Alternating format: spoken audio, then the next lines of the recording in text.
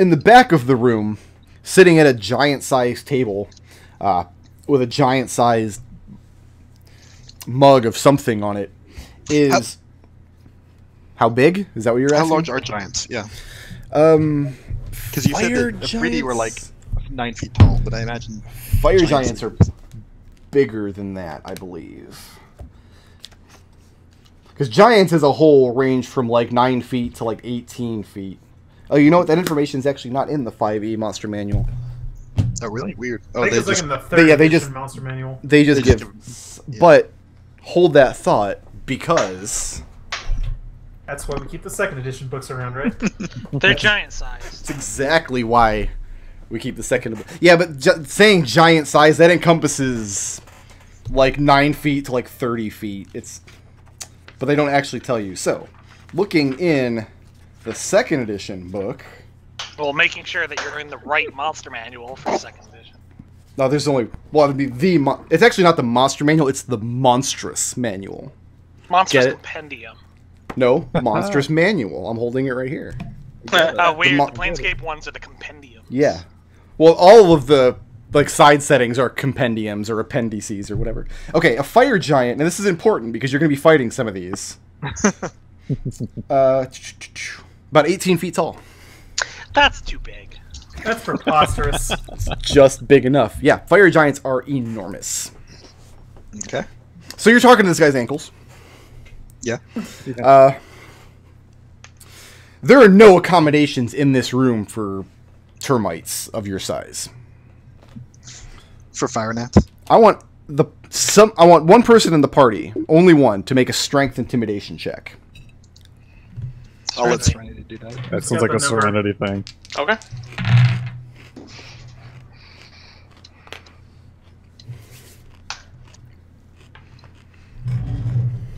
Uh, 16.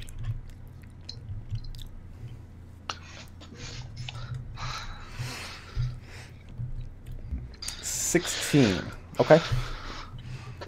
That's not as good as you could have rolled, but It's not as bad as you could have rolled. Yeah.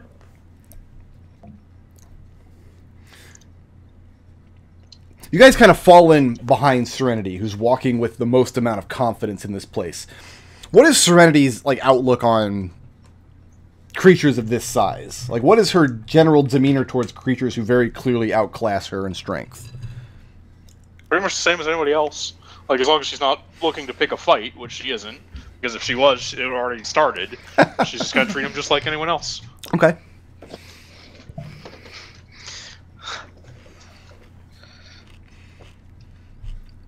So there's no accommodations for you guys when you come up to this table.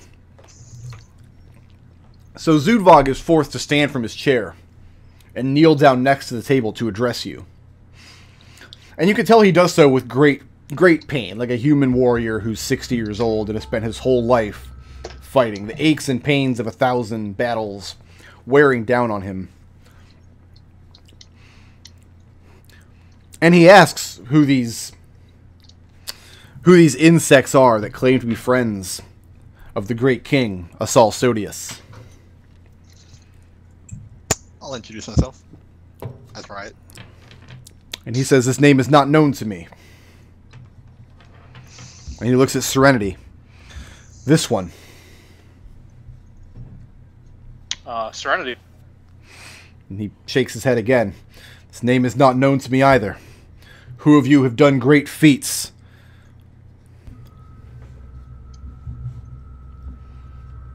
You. And he looks at Ciclon. Who is your father? A man I know? Most likely not, unless you spent time on Limbo. And he scoffs at the suggestion. What I thought. And he looks at Kelian. And you. How many mighty warriors have fallen at your... And looks you up and down. Crossbow. Several dozen. And he scoffs at that. Zunvog has slain thousands. Give me time. And he says, I will hear your words for the friendship you claim to bear for King Sodius.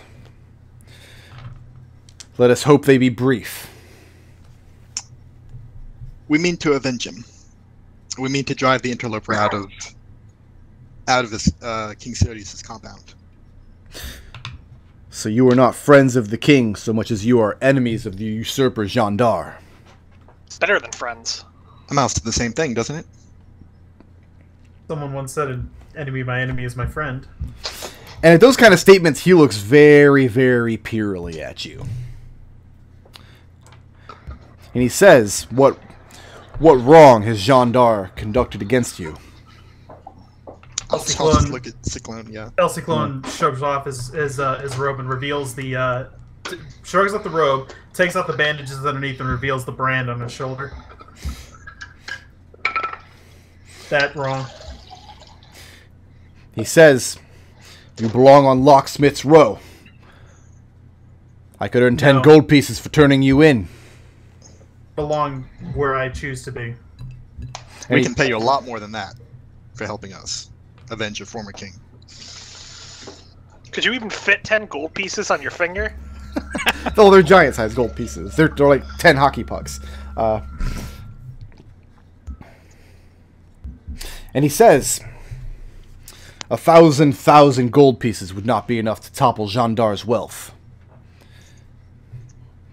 I don't mean to topple his wealth. I mean to topple him. And he shakes his head. Says, to do one is to do the other. This is a foe you cannot face in battle. Elsewise Zudvog and his valiant warriors would have done so. What kingdoms have you overthrown? What treasures have you amassed? What wealth do you claim to collect? Kelian thinks about what happened on Mount Celestia.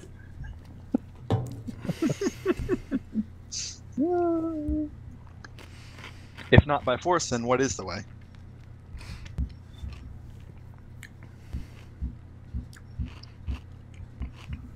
And he just reiterates, through wealth. If you had 1,000 gold pieces, you perhaps could do this thing. The walls are impregnable. The doors unbreakable.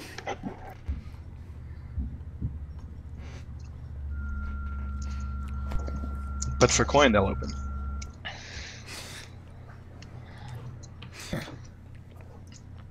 Jandar and his kind do not respect strength, or honor, or valor. Only greed.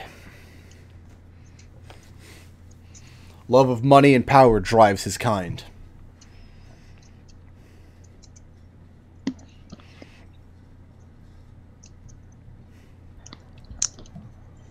So what's your plan? Sounds like we've got to make some money fast. You ask him what his plan is? Yeah, Mahogany says, this man topples your king and takes his house. You expect us to believe that you don't have a plan for taking him down? And to that, he stands up to his full height, very angrily. He glares down at Mahogany. Says, you mock me in my own house. Shouldn't have said that.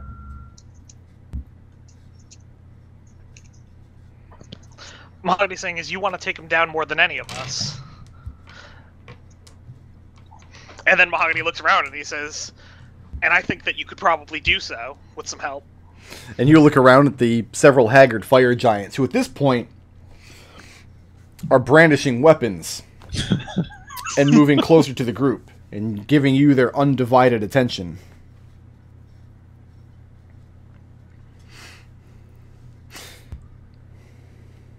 And I'll say, who are your king's other allies? Who else can we get to do this?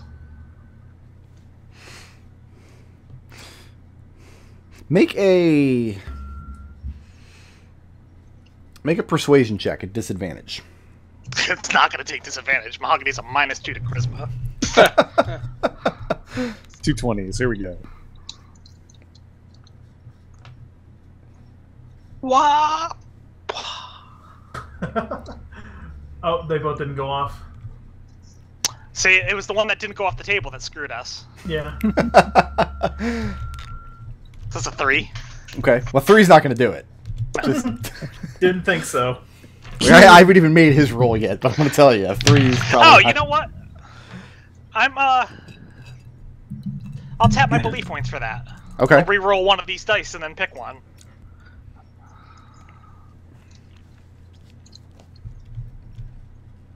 Yeah, not gonna pick the 1. No. I picked the 15. The 15? So that turns that turns into what? 13? A 13. Okay. Zudvog looks at his other men for a moment and then says, "Stand down, you lot. We won't let the words of this insect. We won't let the words of this insect bring us to dishonor." And he looks down at Mahogany. Says, "King Sodius, his allies are few. Jandar bought them with money or promises of money." Promises of money. Meaning he hasn't delivered on them yet.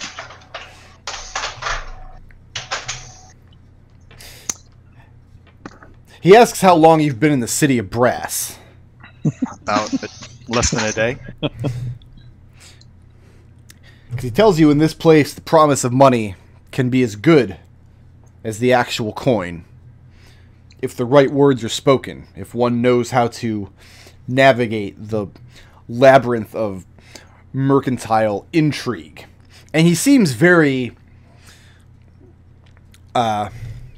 disdainful of that. Yeah, very contemptuous of That's that. kind of what it sounds like. There's no, like, this is a guy who much prefers taking an axe to someone who's taking an axe to him, settling things that way. What if we could make it so that he couldn't fulfill those promises? So we know of his slave trade, and we've already put a stop to it on one end. If we can cut the whole thing off, he'll have no business left. He won't be able to settle his debts. And he'll have lied to people. He asks what you mean when you say, when you've cut it off. Excuse me. And Riot will explain the plan to sell slaves on Sigil, and how it worked, and how that they were promising slaves who they didn't actually have, and how we've already killed his man in Sigil. His number 1. And we've basically cut off the Sigil part of the plan. Yeah, we destroyed the portal that they were using. Okay. One of the fire giants behind you in the room kind of laughs out loud. Very unfriendly-like. Says, "The weaklings come from the mired ring city, where the low cannot be owned by the strong." To which Zudvog nods, looks down, says, "You would have a difficult time convincing anybody that Jandar was attempting this trade of which you speak. It is well known that the ring city, slaves cannot pass." It's not a matter of convincing people about that. What we need to do is just cut off his trade. Hey, Make it so he doesn't have the capital. Hey, way back when, like first session, Ciclon and Riot took some evidence of his of Jandar's plans. Mm-hmm. Yeah. And we could produce those now. Let me see what Riot has on her. Which, remember, a lot of this was lost. Yeah. I don't think Kelian Ciclon would've... still has it. Oh. Okay, well then you'll have to present yours. You present it to Zudvog? Yeah. And he shakes his head, tells you he can't do anything. You have to bring it to somebody with 1,000 gold pieces who has a reason to see Jandar crumble. Oh, you have a reason to see Jandar crumble? He I does. know I do, money. but I But don't he have the doesn't. money. He doesn't have 1,000 gold pieces. But wait. So you're saying it was just a bad idea from the start for him to try to do the slave trade in Sigil? He says it's known that the ringed city does not deal in slaves. To take them there would be folly. So if this was a bad idea from the start, then why'd he do it? Is he He must be desperate? desperate. Yeah. Or he's greedy and overreaching. Either way, though, this might have struck a big blow against him.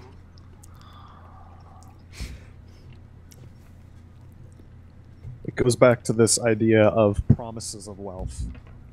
That he, Right. I think that he can't keep these promises. He's probably banking on the slave trade to happen so that he's got the money he needs to pay these people off. One of the other fire giants in the room yells something very angrily towards Zudvog, speaking in the giant tongue. And probably the fire giant sub-dialect, I'm not sure. Do any of you speak giant? I don't think so, but I always try to ask. I speak fire. Yeah.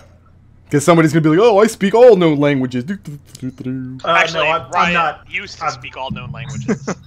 Ciclon doesn't have that class feature yet. And there's a very tense, but very brief argument between the two. And Zudvog looks down at you. Looks at Ciclon. Says, my comrade here. And you see his comrade, the one who spoke up, moving to the door to block your exit. Says there is no value in talking to you except for the 10 gold you would fetch, selling you to Locksmith's Row. Like hell you will. And Riot pulls out her coin purse. Ciclon. Make a charisma intimidation check at disadvantage. I got a +2 to it, so we'll see how that goes. Disadvantage is really good if you spend belief points. Oh, hey, there's a nat one. Do I have belief points? I don't have belief points. Yay! Whoa! That's about as 3. good as That's a 3. That 3 was going to come up. that's a nat one right there. All right, roll initiative. Alright, we take these guys out, we take their house, we have a new base. Got it. There are 5 fire giants in the room plus Zudvog. And Ciclon, don't forget you're also rolling for Happy. Yep. They both rolled 7s, and they have -1 to Dex. So. Ciclon has a 7. 13 for Happy.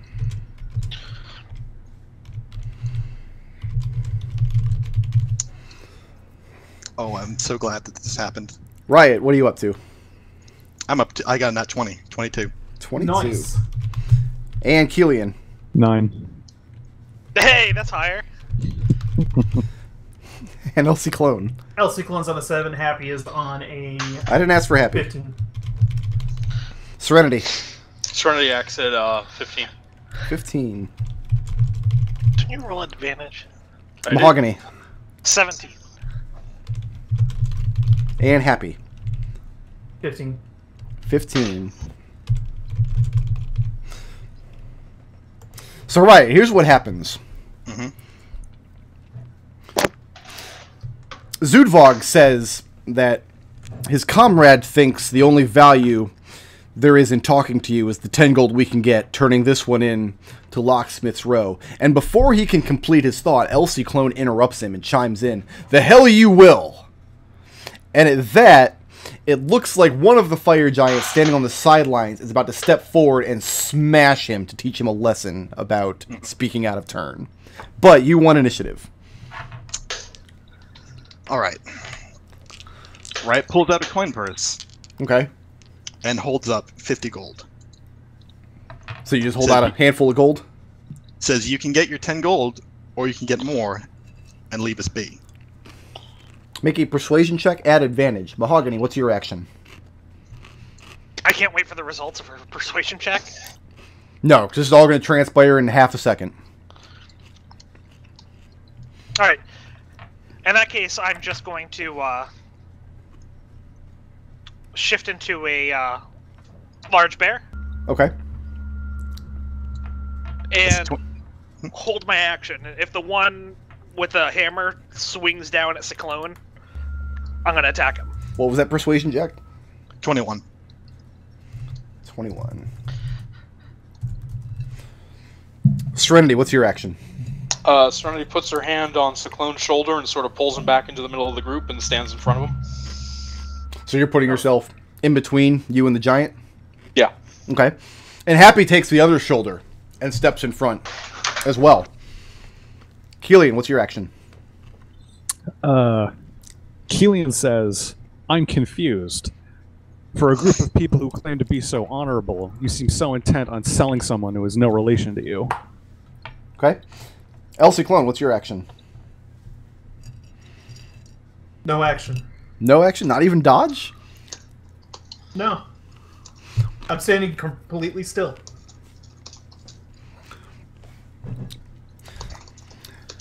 Ciclon, your interruption really angered one of the fire giants on the side.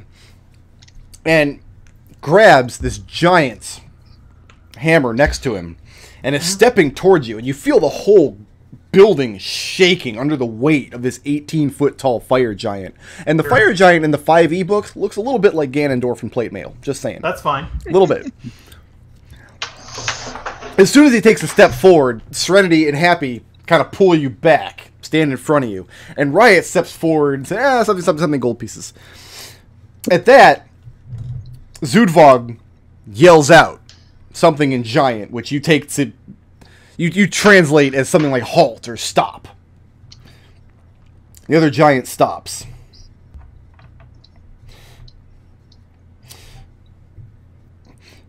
And Zudvog looks down at Riot and says, have we established a price for your friend's head? 50 gold. Done. And you hand it over? Mm-hmm. And he collects it in his gigantic hand. And looking very angrily at Ciclon, says, I have bought your silence. You will speak out of turn. Not again in this house. Ciclon just stares at him. Doesn't say a word. But he does not look happy. Well, no, Happy's there holding your shoulder back. Yeah. Happy, by the way, looks not at all happy. He is furious. Ciclon will reach out and put a hand on Happy's shoulder now. And he's thinking, with a running start, I bet I could reach their balls from down here. Zudvog puts the gold on the table and says,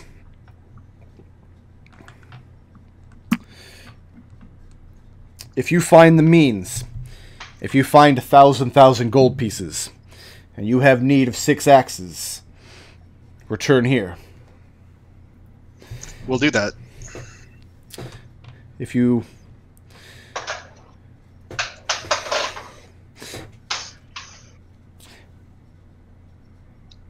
He says, if you enter Gendar's house, if you find your way into the Smiling Rock, by any means other than these 6 axes, if you find a way into the doors outside of battering them down, if you are that suicidal, I would make a request on you to repay the insult this masked man has paid me.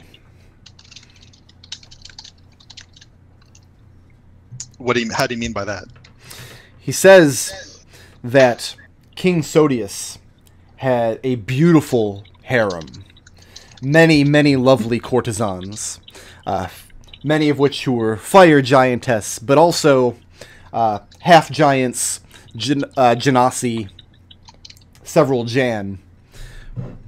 And the most beautiful of all, her name was Krumgana. And that as kind of a show of status, when Jandar took the Smiling Rock, he kept Krumgana for himself.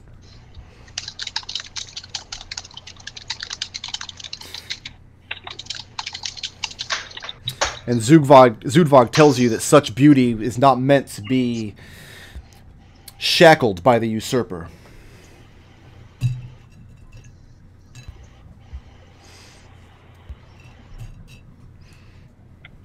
I hear you. And that's where he leaves it. At this point, they have no more patience for you people. All right. I shift back very happy to have not needed to move. Because the ring was incredibly shittily on one of my claws, and the second I moved, it would have fallen off. Now, to put things in perspective a little bit, and Efreet is a CR11 monster, and you guys took him down like it was nothing. Fire Giant's only CR9. But Really? there's was like 6 5 of them, and they have you yeah. surrounded. Yeah. Also, there's a difference between a CR11 that has a lot of spellcasting they didn't use because we were all fire resistant, and a bunch of giants that CR mostly comes from they hit you hard. Yeah, that's true.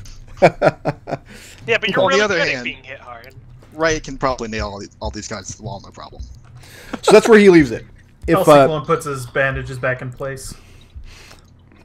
if you guys manage to put together a plan to storm Gendar's compound, and you can convince Zudvog that 6 more axes would help matters, he's down to clown. Okay. If that's not how you approach the problem, and you decide to go in by some other means, he's telling you that this fire giant courtesan is being held prisoner, and he would like to see her released. Yeah, I got all that in my notes. Okay. Yeah, but he's done with us. Okay. So we either need some way in, or we need a lot of money. Sorry that dive into my memories didn't go so well in that regard. I didn't see anything. We have little bits and pieces could help us down the line. Yeah. Probably shouldn't presume anyone here is going to feel particularly upset about turning you in for a reward. How many Even days if they're do we have to potentially on our amass a side. fortune? Well, go ahead and Serenity first. No, I was done. Okay. What did you say, Riot? How many days do we have to amass a fortune? To amass a fortune? Mhm. I mean, that's difficult to say. That's a question with many answers and no answers all at once. Yeah. Let me dig into that question a little bit more. How long would it take to find out whose Gendar's debts are to? Who he's made promises to, and how would we go about that? You know that Jandar has the bulk of his wealth would be in the slave trade, and you know now that the Smiling Rock borders on the Arches, which is where the where the main slave market is. So that would be the place to do the investigation, to find out who he deals with, what pies he has fingers in outside of just Sigil. That would be the place to find out. I mean, It's a I good don't know idea how, to go there anyway. That's where the Smiling Rock is. I don't know how we feel about that, because that'll obviously start getting us noticed, but at the same time, it'll give us a really good idea of just what kind of tenuous grasp he has on everything. So NetHack aficionados will appreciate this, but I have my list of notes here, like rumors and things that can be learned in the city of Brass, and I have them. It's a notepad, so instead of like a bullet point, I just use like a minus sign, like a dash. Yeah. And then when I do a rumor is completed, I change it to a plus sign.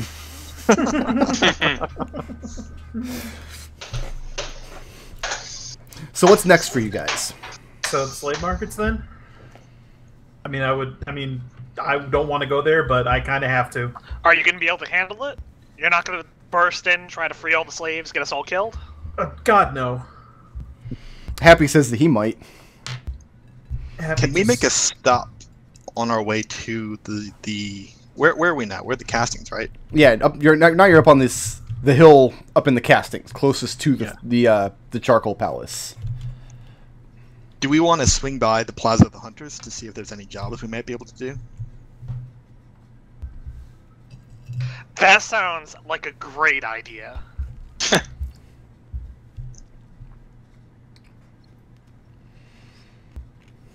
So you're going to go to the Plaza of the Hunters to try to find work?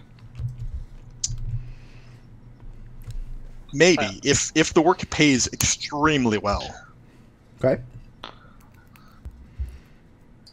We need to make money fast. And we might be able to make a contact doing it. Okay. For the group, make 1 charisma check. Just straight charisma. Yeah, I'm not going to make that roll. No, Right, I'll do you this. should do that. What is happening here? Okay. You don't know about the famous dice tower of the city of Brass? Oh my This is God. not my roll. This is me trying to grab a dice to roll. Did you say add advantage or no? No, just a regular check. No, okay. Just I don't know why I thought that. straight up. Yeah. Oh! Oh, come on! Okay. So 13. close. 13. That's still not bad. You've got a very high charisma. When you start asking around, you and your little group, asking around for jobs, like, nobody's taking you seriously, in general. However, you start hearing the phrase Smiling Rock thrown around here and there. And you start following that up. Apparently, there is part of the Smiling Rock, which King Sodius had held court there, but he didn't build the place. I mean, the place is ancient beyond memory. It's changed hand many, many times. Somewhere way back in antiquity, it was held by an abyssal lord. And apparently there's a temple to this abyssal lord inside the rock somewhere, in the depths of the place. And for years it's just sat stagnant, because obviously nobody used it as a temple when the fire giants were there, and obviously Gendar's not using it.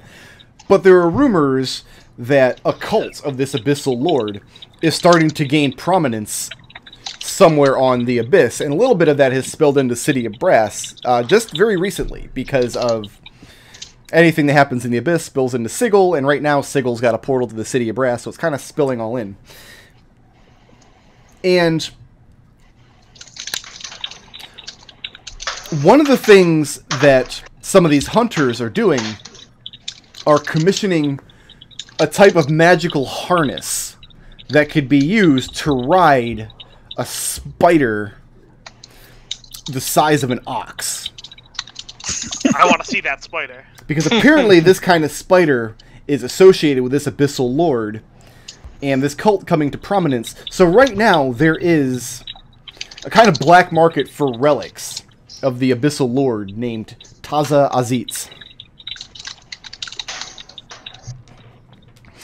So there is some talk of relics from that temple inside the Smiling Rock being very valuable on the black market, or possibly of people who are daring enough to sneak in and attempt to steal them.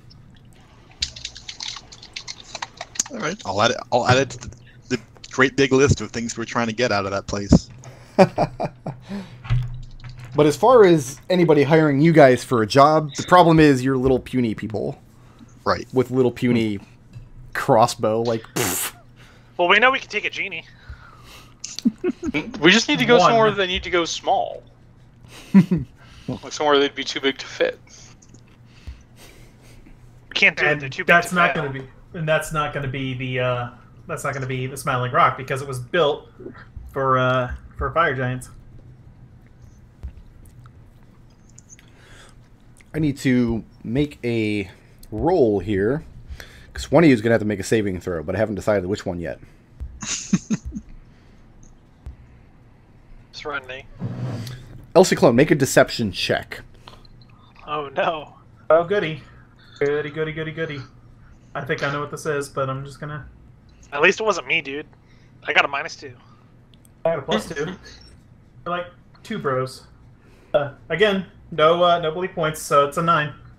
9? Yep. Okay, I need a wisdom saving throw. Oh, I can do those, hopefully. I would hope That's so, not- you're a monk. That's not an advantage. No, not an advantage. I didn't mean to. I was trying to bound box 1. Yeah, and you're I a got cheater, 2. we all know it. Yeah, no, that's fine. Wow, I'm rolling like balls today. Everyone is. That's a 10. A That's 10? not the roll. Ciclon, Hey.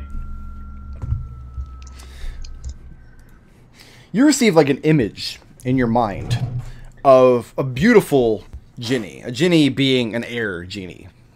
The Efreeti are on the Okay. plane of fire, the Jinni are from the plane of air. Yep. A beautiful woman. And... Oops, I forgot where she is located in the city. Hold on. You suddenly revere this woman who you've never met. It suddenly occurs to you that she is your most trusted ally in the City of Brass. That your goals line up so much with hers that you just blurt it out to the rest of the group that we should go guys, see this woman. We need to go right now. Who is You think she can help? located... Yes, absolutely. What's her name? Why? Waiting for Brick Road. Waiting? For Brick Road. Waiting? Yeah, waiting for you to put the name out. In Iskalot. In Ifgalat. Yes, in this area of the town. Her name is Xerxi the Hollow. She's Xerxi the Hollow, and she's in Iskalat. I think we've had enough problems of this sort in the past that Mahogany's going to go to Ciclon and go, okay, and how important is this? Absolutely important. It was like You want us to go see? we've hit the skids everywhere else. If you had the choice between going to see her and stopping John Dar, which would you pick? We need to see her because she's going to help us stop Jandar. Oh, And Mahogany also, turns to Riot. Elsie Clone, you should bring all of your money. Lots and lots of money. Well, I don't have a whole lot of that, but you guys, how much money you got? You want us to go see an air genie on the elemental plane of fire Yeah, in the city of Brass, absolutely. and bring all our money. Yes, Mahogany absolutely. turns to Riot and goes, I think this one's yours. Yeah. I mean, I can try playing the counter charm song. Do you do that? Yeah. Okay. What's her name again? Xerxi. Xerxi the Hollow. Okay. This Call- doesn't sound at all weird to you, Elsie. Called the No. Hollow because she has partially translucent skin. That's messed up. Can you see And- organs and stuff through it? I mean, I can do the Elsie does the wiggly hand like Mahogany does. I can do that. That's not Well, weird, if is you, it? Right. if you could see stuff through it, then she wouldn't be called the Hollow. She'd be called the Filled with Blood and shit. So counter charm doesn't end a charm effect. It's just he gets advantage on the next save if he gets to make one. Right. Okay. If he gets to make one. Which is what I said, that's like the best I can do, though. I Oh, thought no, you had it to fuck your isn't. spell. It isn't the best I can do. I forgot. Yeah, I'm going to cast Dispel Magic. Okay. You cast Dispel Magic, and Elsie Clone, you immediately don't think any of that anymore as the charm effect wears away. What the hell was that? I don't know. Some kind of effect on you.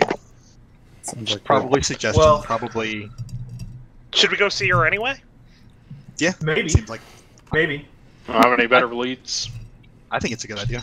I mean, we don't even have a place to put our money, so it's not like we won't bring it. Right. Yeah, let's go anyway. But I'll be a little bit more on guard then. Yeah, at least we can go see her on our terms. Kelian Absolutely. shrugs. Okay.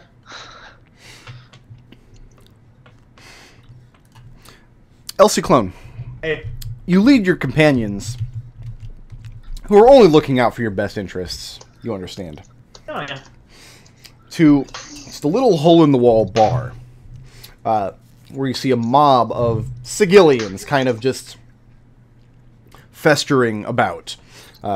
Just this I like mass that. of humanity who has poured in from the Great Bazaar, kind of just like tourists coming to see the city of Brass and then not really knowing what to do with themselves. But there's a lot of little just dives and holes in the wall in Iskalot to cater to that clientele. And you go to the one where the charm beckoned you to visit. Mhm. Doesn't have a name, just has a sign hanging out front, a placard with a mug with wings on it. Okay.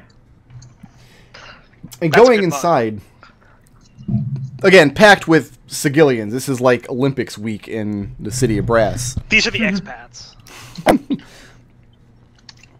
Ciclon goes up to the bar, slides a couple silver onto it, and says, "Looking for Xerxi the Hollow." And an Air Genasi woman on the other side of the bar looks down at your silver, slides it back over. You hear the coins clink into her pouch. She says, "Are you the lot that are asking about Jandar?" Ciclon nods. Why? That's actually not true. I don't think we've mentioned his name hardly at all. Yeah, no, exactly. But Why? Why?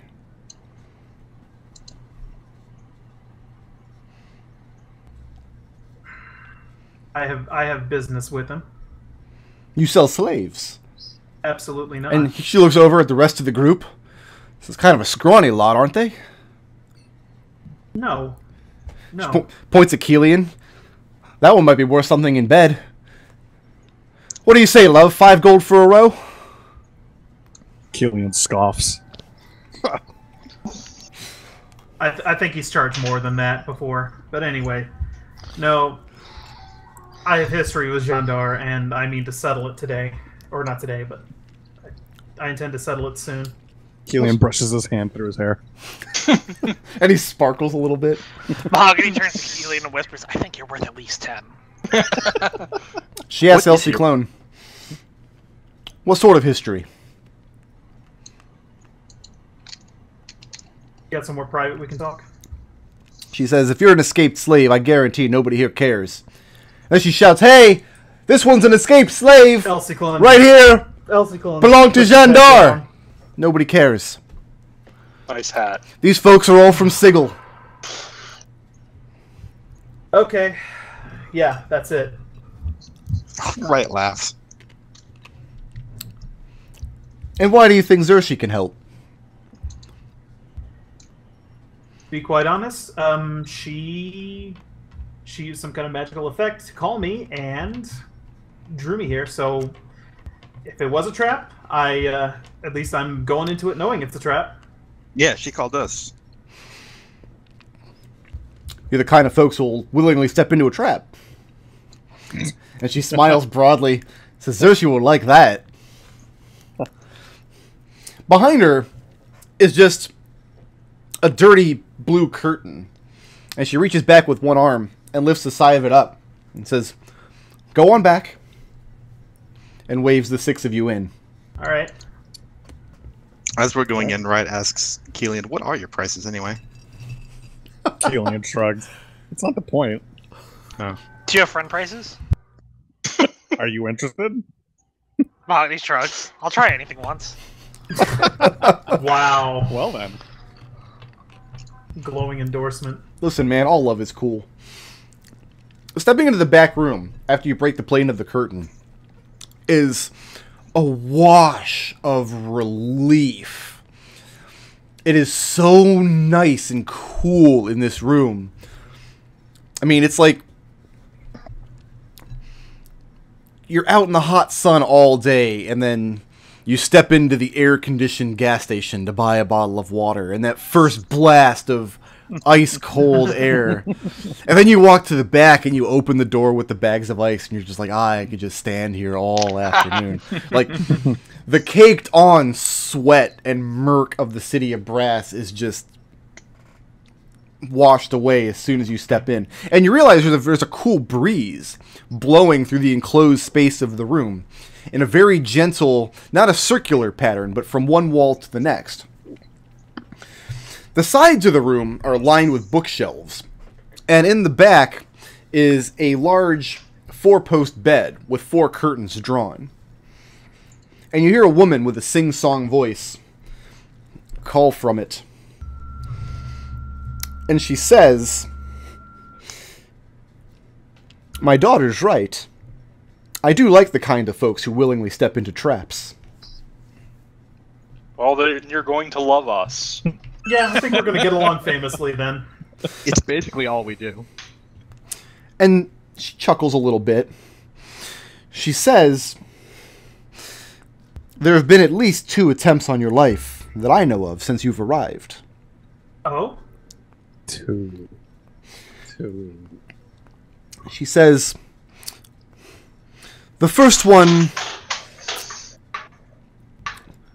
we'll call that a gimme. The second one I've called you here to negotiate your price for.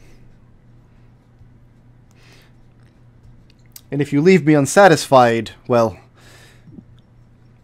we'll let the third go through. Price? Wait, what? You're losing me.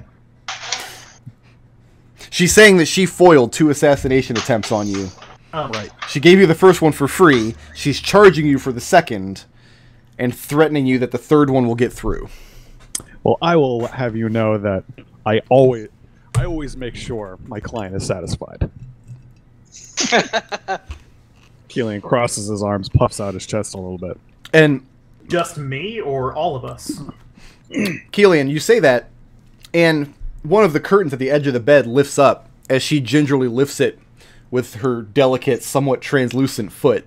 You can't see anything of her, but she just says in her sing-song voice, "I'm waiting." See, I told you were worth more, Kelian.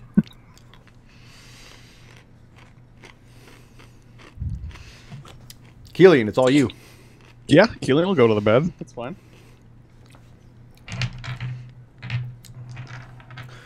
Okay, you go to the bed, and you look in, and you see the beautiful genie laying there. Somewhat larger than a human, but not quite as large as the Afridi you fought. And she has blue hair, and she's wearing very fine silks. But her face and her arms, her slender legs, are transparent. You can see through the flesh, as though you're just looking through a pane of glass. And she gives you a come-hither look with her eyes as you walk around the edge of the bed. What kind of hair does Kelian have? Long golden hair. Okay. It would have grown out since the last time he cut it, which was before Pandemonium. Okay. So what's next for Kelian?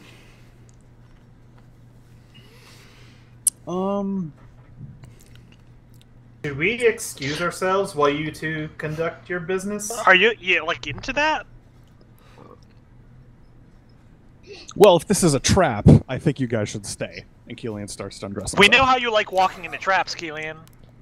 So Kelian begins to shed his clothing? Yeah. Okay. And then what?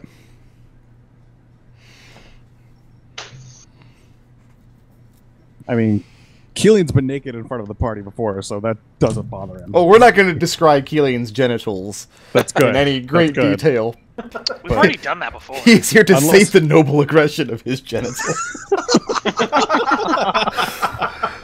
Like, basically, if no one in the party speaks up or stops him, Kelian is just going to keep on going.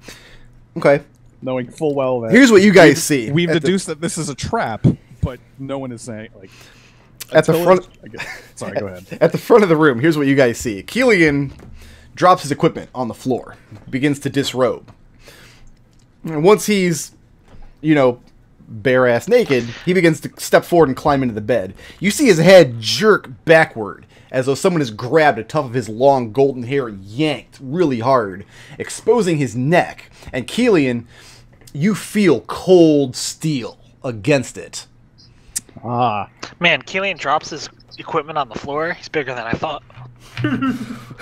He just undoes his belt and just flumps out like an elephant trunk. I said we weren't going to do that, then we did it. It flumps out. And Xerxes from the bed in her sing-song voice calls out to the rest of you and says, "Ooh, it looks like your friend has indeed stepped into a trap. I wonder what happens next." We're still here. Does anybody do anything to save Kelian? What do you want? Oh, we've brought him back from dead before. You ask what she wants? Yeah, what do you want? One of my many patrons here in the city of Brass has great interest in seeing the fall of the Smiling Rock. Why didn't you open with that? And she chuckles and motions toward Kelian's shriveling business. Because and says, she because wants to this is negotiate from all a right, so position of advantage. Here's where I think Brickroad is stepping too far. Is it actually shriveling, or is Kelian way into this? It's a good question. What do you think, Kelian? Kelian is not bothered by this. What? This isn't the first time I've had a sword to my neck. Yeah. No, she answers because this way is way more fun. Kelian doesn't disagree. Wow. And she says,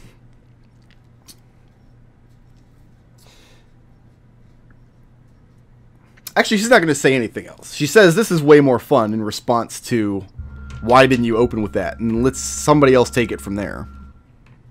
He wants So to open it. Oh, go ahead. Is there something you want from Smiling Rock? Because we've got a list. She says, if you're willing, and if you're stupid enough, and if you have the coin with which to purchase my services, I would like to see you safely inserted into the rock. I can give you a passage in. I can even give you a map for the right price. And all I'd ask for in return, aside from a sack of gold, is that Jandar dies, but his infrastructure is left intact for the next person to sit that throne to make use of.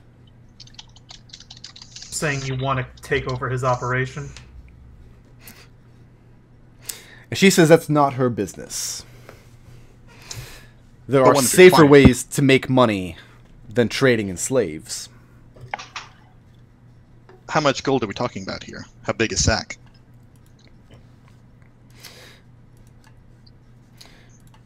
I am looking up the answer to that question. Okay. She says, for 60 gold, she can provide you a virtually trustworthy map of the environs inside the Smiling Rock, gathered by one of her now unfortunately deceased underlings. She says, for 180, my lovely daughter can show you the way in. More help than that, you could negotiate with her.